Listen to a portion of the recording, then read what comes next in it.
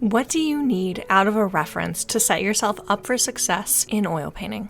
This topic is one that I find affects so many artists. So if you're watching, you're going to want to stay tuned because this is going to be directly for you. In my experience, it's very rare for people's painting problems to be solely something about their skills.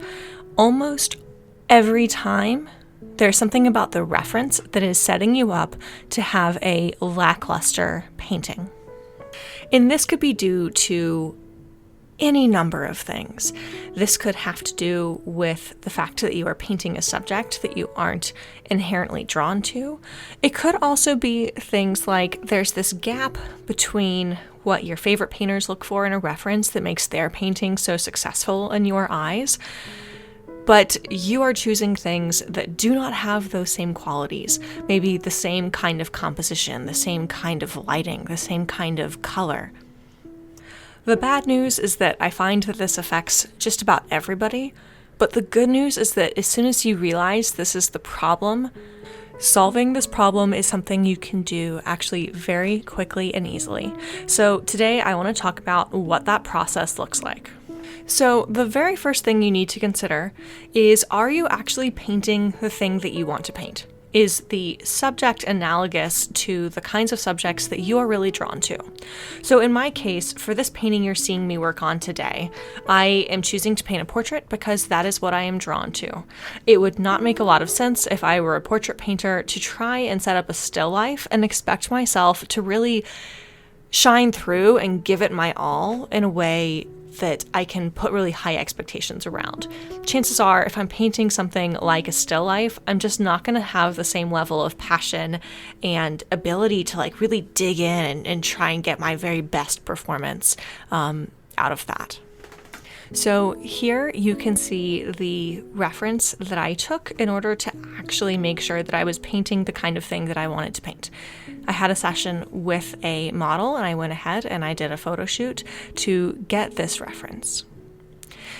Now, the subject isn't the only consideration. Next thing we really have to think about is the combination of the composition and then the lighting. So there's several things that are actually all coming together to make this work and to make it work effectively. I have dozens, if not hundreds, of photos of this model that don't hit the mark for me, either because they were taken from an angle that I wasn't particularly interested in capturing, or I wasn't getting the parts of her face that I was most excited to paint.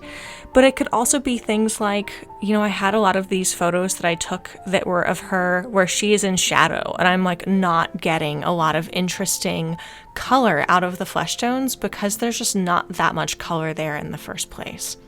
So I very intentionally chose a reference where I knew that I could paint this pose, and I knew that this pose was giving me the kind of color and lighting information that's very helpful.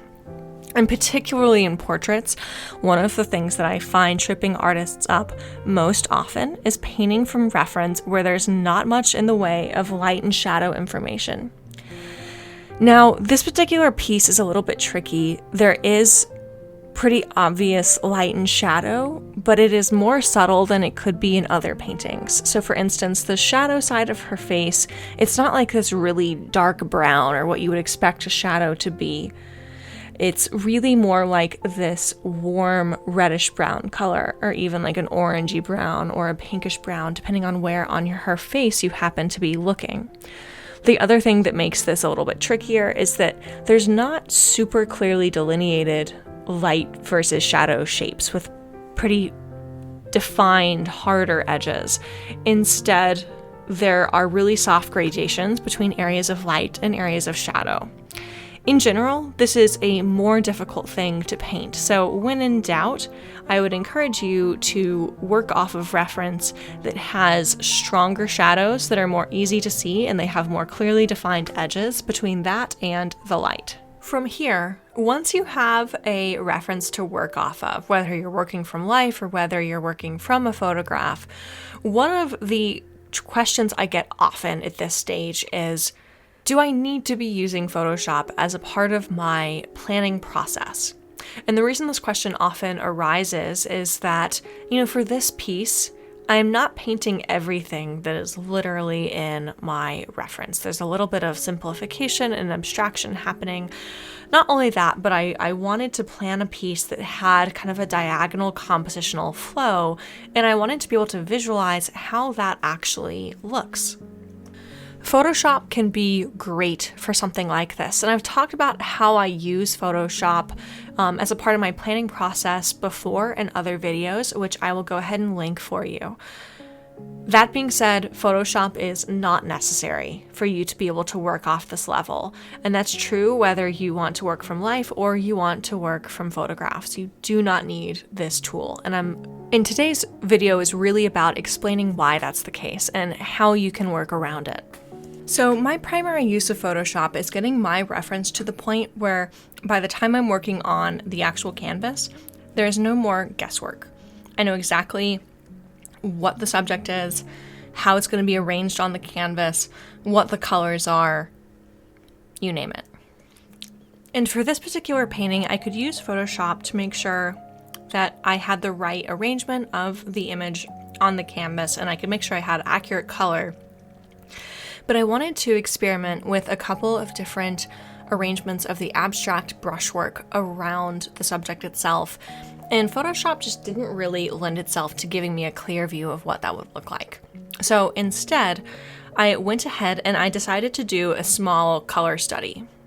And that is what you are seeing today. You're seeing the color study for a larger piece that you're going to see go up on my channel at a later date.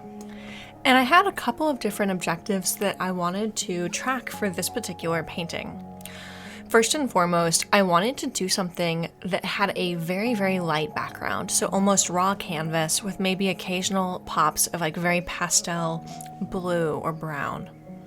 I wanted to see if that color harmony would work with this particular painting, and specifically whether it would really have that light impressionist feel when so much of the subject matter is dark because her hair is so dark.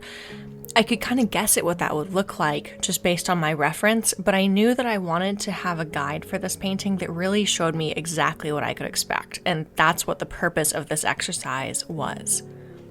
So in doing this exercise, I was looking first and foremost to see whether the feeling of the colors I was putting down really matched my objective for this piece.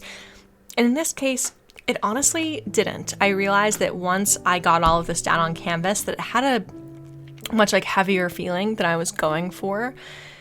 But I realized there wasn't really a way around that. I needed to change my expectations or change something about my plan in order to get out of this what I would really like to. The other major thing that I tested on this was that I wanted to figure out what the flow of the abstract background brushwork should be to have a pleasing composition that moves your eye through the painting. And this is where doing multiple color studies really comes in handy. And what's interesting about this is that at that point, it's not really about the color study. It's more about doing a compositional thumbnail, but you're doing it in color, in paint, on a small canvas. In this case, I did this on a 6x8 canvas, but I would say 5x7 or even 4x6 potentially could be a really ideal size for this. I have several little studies of that size throughout my studio. And so if I were to do multiple tests of this, specifically, I would take a look at the arrangements of marks that I'm making throughout this piece to see how I like this flow. I could also potentially change up the color of some of those background marks, as well as the value structure to make sure that it's holding together. The great thing about doing pieces at this size is that this took me, I think, half an hour to put together, and I could easily do this several more times, compare those pieces and figure out which one I like best, and then use that as my plan. In this case, this didn't exactly come out the way I expected, but I was happy with how it looked, and so I'm going to go ahead and use this one as my plan going forward rather than paint a bunch of replicas of this that I suspect I won't like as much. But regardless, this is such a powerful tool, and I would encourage you to use this, particularly if you aren't really confident in using Photoshop to accomplish the same thing, to have a reference that really gives you a straightforward plan for the entirety of your painting so that by the time you're working on that final version, you really don't have questions anymore. If you have questions at all about how I do this, what this looks like, how you can apply this to your own practice, definitely let me know in the comments, and I will be happy to put this in the next video in this series where I am painting the full-sized version of this piece. And before we sign off, one piece of advice I will give you is that when you are doing these pieces, simpler is better. For the sake of my own enjoyment, I did go into some of the details of the facial features, but there are a lot of really beautiful value studies that really just paint something like a face as more of an egg. And that works really well. It would have worked just as well for this particular piece. I just had fun challenging myself, and I knew that even if I didn't nail the features on this, I would still be able to use this to guide the painting in its ultimate form. So when in doubt, simpler is better. All right, until next time, happy painting.